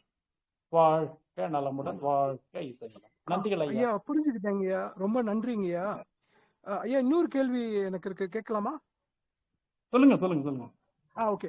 ஒண்ணும் இல்லைங்கய்யா, இப்போ நீங்க அந்த காரத்தன்மை என்பது சுவை அல்ல அப்படின்னு ஆரம்பத்துல சொன்னீங்கல்ல. ஆமா ஆமா அப்போ ஆமா. அந்த காரத்தன்மையை நம்ம எப்படிங்கய்யா புரிஞ்சுக்கிறது? இப்ப நம்ம இன்னொருத்தட்ட அதான் விளக்குறோம்னு சொன்னீங்களே, வச்சுக்கோங்க. அதாவது எப்படி புரிஞ்சுக்கிட்டுன்னா, காரம்னா அல்கலைன் அப்படின்னு சொல்லுவாங்க ஆங்கிலத்துல. இந்த அமில காரன்றது என்னன்னா ஆல்கலைன். அந்த ஆல்கலைன் என்னென்ன சத்துக்கள்னு சொன்னவங்கள, ஆல்கலைன்னா என்ன இல்ல, அதெல்லாம் அந்த அளவுக்கு சயின்டிபிக்கா நம்ம துல்லியமா ஞாபகம் வச்சுக்க வேண்டியதே இல்லை. எந்த உணவு உங்களுக்கு சாப்பிட்டா சீக்கிரமா ஜீரணிக்குமோ அது காரச்சத்து. எந்த உணவு நீங்க சாப்பிட்டா அதிகமா நேரம் உடம்புல இருக்குமோ அது அமிலச்சத்து. இப்ப உதாரணத்துக்கு, இப்ப பழம் சாப்பிட்றீங்க, எளிதில் செரிச்சிடும். அதே ஒரு மீன், முட்டை, கறி, பால் பொருட்கள், இந்த மாதிரி பொருட்களை சாப்பிட்றோம். அவைகள் நீண்ட நேரம் உடம்புல தங்கும். இதுதாங்க நம்ம தெரிஞ்சுக்க வேண்டும். இப்போ பழம் சாப்பிட்றீங்க, அதுல என்ன கேஸ் உற்பத்தி ஆகும்?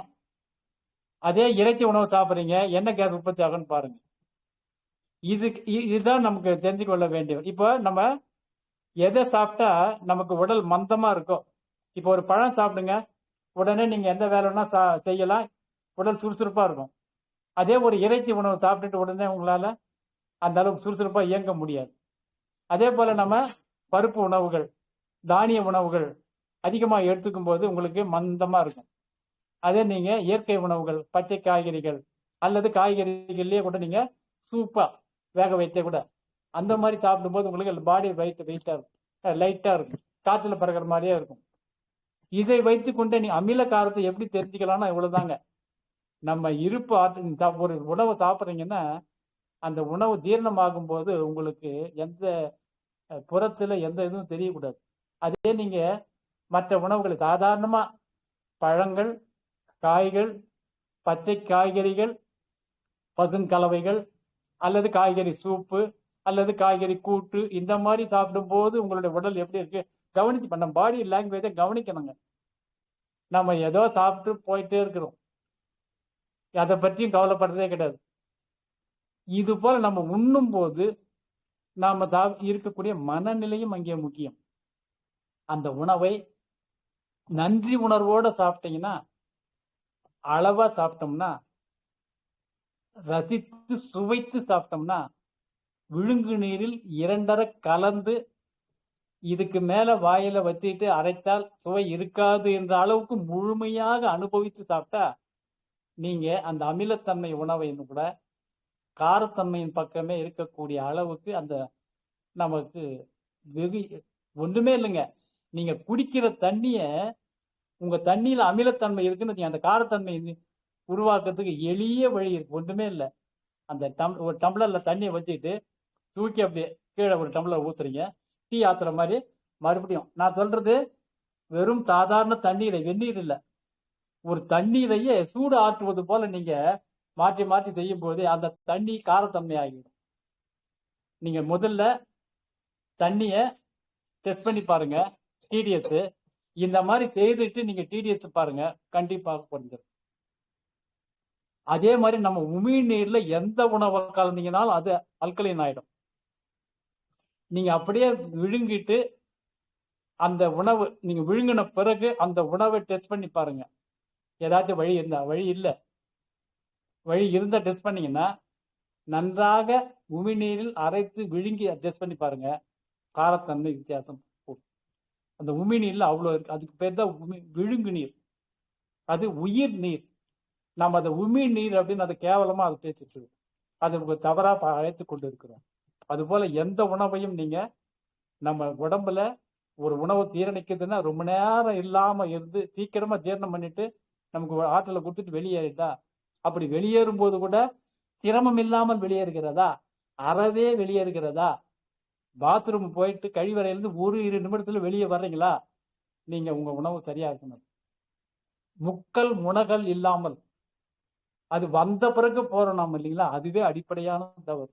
காலையில எழுந்த உடனே வேலையா செல்லை எடுக்காம நேரா கழிவறைக்கு போனோம்னா அந்த அமிலத்தன்மை அதிகரிக்காது. சரி போறப்போ சரி பார்த்துட்டு தான் போகலாம் அப்படின்னு பார்த்து உட்காந்தீங்கன்னா டைம் டிலே ஆகும். அதுக்குள்ள அது லேசா வர்ற மாதிரி இருக்கும், அது கவனிக்க மாட்டோம், அப்புறம் போகும்போது வராது. அதுக்கப்புறம் மறுபடியும் ஏதாவது காலையில சாப்பிட்ட பிறகு வரும். இது நம்ம இயல்பு வாழ்க்கையிலிருந்து போகக்கூடிய அந்த மலச்சிக்கலை நாமே உருவாக்கக்கூடிய அஜீரணம், மலச்சிக்கல், ஆதி நோய்கள், அவற்றால் வருவது மீதி நோய்கள். என்ற நோய்கள் என்ற குழந்தைக்கு அப்பா அம்மா யாருன்னா அந்த அஜீரண மலச்சிக்கல் தான். ஆகவே அந்த மனநிலைகளையும் நாம பராமரிக்க வேண்டும். இந்த உணவுல அதுதான் அமில காரத்தன்மை வேற ஒன்றும் இல்லை. காய்கள், கீரைகள், பழங்கள் இவைகள் காரம். பருப்புகள், தானியங்கள், இறைச்சி, பால், மீன், முட்டை அல்லது சுத்தி கரியாக்கப்பட்ட எல்லாம் அமிலம். இத 1 பங்கு அமிலம், 1 பங்கு காரம், 4 பங்கு. இந்த விகிதத்தில் சாப்பிடும் பொழுது அந்த அமில உணவுகளையும் நன்றாக அரைத்து சத்துக்களை அதாவது முழுவதும் கெடுக்காமல் அதை பக்குவமாக சமைத்து இந்த அளவு மிகாமல் சாப்பிடும் போது உமிழ்நீரில் அரைத்து 2 கலந்து சுவைக்கிறோம். இதுக்கு மேல சுவைக்க முடியாது, ஏன்னா டேஸ்ட் குறையுதுன்னு தெரிந்த பிறகு நம்ம உள்ள முழுங்குது. அந்த அளவுக்கு உண்ணும் பொழுது இப்பொழுது நாம் சாப்பிடக்கூடிய உணவில் பாதி கூட நம்மளால உண்ண முடியாது, தேவை இருக்காது. தேவைக்கு அதிகமா உண்டுதான் இப்ப நோயை நமக்கு நாமே வரவைத்துக் கொள்கிறோம். நன்றிகள் ஐயா. வாழ்க நலமுடன், வாழ்க. ஐயா வணக்கம். ஐயா வணக்கம் அம்மா. ஐயா, உடல் நோய்கள் வருவதற்கான காரணம் ஒண்ணு உடல் சூடு, இன்னொன்னு டைஜஷன் சரியில்லாததுன்னு சொல்றாங்க. இத சரி பண்றதுக்கு இந்த இடுப்பு குளியலை பத்தி உங்கள்கிட்ட கேட்கணும், உங்கள்கிட்ட தான் அது ஸ்பெஷலா கேட்கணும்னு நினைச்சிட்டு இருந்தேன் ஐயா. அத பத்தி ஒரு சிறு விளக்கம் கொடுத்தா நல்லா இருக்கும் ஐயா. எவ்வளவு நேரம் எடுக்கணும், ஒரு நாளைக்கு எத்தனை டைம் எடுக்கலாம், அது கொஞ்சம் சொல்லுங்க ஐயா. இல்ல அது அந்த அம்மா அது கொஞ்சம் போன்ல டிஸ்கஸ் பண்ணா கொஞ்சம் நல்லா இருக்கும். ஏன்னா கொஞ்சம் ஃபுட் ஹேபிட்டு, உங்க லைஃப் ஸ்டைலு, எத்தனை மணிக்கு தூங்குறீங்க, எத்தனை மணிக்கு எஞ்சிக்கிறீங்க, எதை தோணும் வாழ்வியல் முறையில போகும்போது பப்ளிக்ல ஒரு சில விஷயத்தெல்லாம் ஷேர் பண்ணுறீங்க. ஏன்னா உங்களோட ஃபுட் ஹேபிட்டு, நீங்க எந்த டைப்ல என்ன மாதிரி ஃபுட் இருக்கிறீங்க, காரத்தன்மையில இருக்கிறீங்களா, அதே மாதிரி இந்த மாதிரி ஃபாஸ்ட் ஃபுட் ஐட்டங்கள் அதெல்லாம் இருக்கிறீங்களா, நிறைய விஷயம் இருக்கு. ஏன்னா எடுத்தவொன்னா நீங்க வாழ்வியல் முறையில குளிக்கிற முறைக்குள்ள வரணும் அப்படின்னாலே ஒவ்வொரு விஷயத்தையா மாத்தனா மட்டும் இல்ல ஐயா, இயற்கை உணவு தான் ஃபாலோ பண்ணிட்டு இருக்கோம். அப்படி இருக்கிறதுனாலதான் இயற்கை குளியலை பத்தி கேட்டுட்டு இருக்கோம். ஃபுல்லாவே இயற்கைக்கு தான் மாறிட்டு இருக்கோம். அதனாலதான் ஐயா கிட்ட இதை கேட்கணும் அப்படின்னு எதிர்பார்த்திருந்தேன். ஐயா இன்னைக்கு ஐயாவோட நிகழ்ச்சியினால இதை கேட்கிறேன். கேளுங்கம்மா, கேளுங்க, தப்பு கிடையாது. ஐயா நீங்க சொல்றதா சொல்லலாம். என்னன்னா மகிழ்ச்சி அம்மா, மகிழ்ச்சி. சொல்லலாம். அம்மா பேர் தெரிஞ்சுக்கலாமா? ஐயா சத்யபிரியா. ஐயா இதுக்கு முன்ன என்கிட்ட கேட்கணும்னு சொல்றீங்களா? எப்படி இந்த ஐயா சுத்தவெளி சபையில உங்களை தெரியும் ஐயா. சுத்தவெளி சபையில தனசேகரன் ஐயா, அதுல உங்களோட இது அதனால உங்க ஸ்பீச் கேட்டிருக்கேன் ஐயா. அந்த இடுப்பு குளியலை பத்தி நீங்க சொல்லிருக்கீங்க, அது ஃபுல் டீடைல் உங்கள்ட்ட கேட்டா நல்லா இருக்கும். அதனால ஐயா. அதாவது இடுப்பு குளியல் தடுக்கும் பல நோய்களை. அந்த இடுப்பு குளியல் குறிப்பாக பெண்களுக்கு மிக மிக அவசியம், எல்லோருக்கும் நல்லது கூட. கருப்பை தொடர்பான அனைத்து நோய்களையும் தீர்க்கும், மலச்சிக்கலையும் போக்கும். அந்த மலச்சிக்கலை போக்குவதற்கு மிக எளிதான வழி, காலையில இயற்கையாக மலம் கழித்த பிறகு நீங்க அதுல ஒரு 20 நிமிடம் உட்கார்ந்து தொப்புளுக்கு கீழே தண்ணி இருக்கணுங்க, தொப்புளுக்கு மேல தண்ணி வரக்கூடாது. அந்த அளவுக்கு அளவை வைத்துக்கொண்டு உங்கள் கால்கள் அந்த தொட்டிக்கு வெளியே இருக்கணும். தொப்புளுக்கு கீழே தண்ணி இருந்தால் போதும். உங்களுடைய கவனம் முழுக்க முழுக்க அந்த வயிற்றிலேயே இருக்க வேண்டும். அங்க உட்காந்துக்கிட்டு செல்லு தேய்த்து கொண்டிருப்பதோ வேற எதையாச்சும் நினைத்து கொண்டிருப்பதோ இல்லாமல், இது எல்லாமே நம்ம பின்பற்றக்கூடிய இயற்கை வாழ்வில் என்னன்னா, என்ன செய்கிறோமோ அதை தவிர வேற எதையும் செய்யாமல் அதை ஒரு தவமாக, இயற்கை குளியலே ஒரு தவம். நாள்தோறும் நாள்தோறும் எல்லா வகையிலும் முன்னேறி கொண்டிருக்கிறேன். என்னை நான் முழுமையாக ஏற்றுக்கொள்ளுகிறேன். இன்று புதிதாய் பிறந்துள்ளேன். எனக்கு மலச்சிக்கலா, என்னை நான் ஏற்றுக்கொள்ளுகிறேன். எனக்கு உடல் பருமனா, என்னை நான் ஏற்றுக்கொள்ளுகிறேன். நான் நல்லா இருக்கிறேன்னா ஏற்றுக்கொள்ளுகிறேன். இன்று கொஞ்சம் வலிக்குதா, ஏற்றுக்கொள்ளுகிறேன்.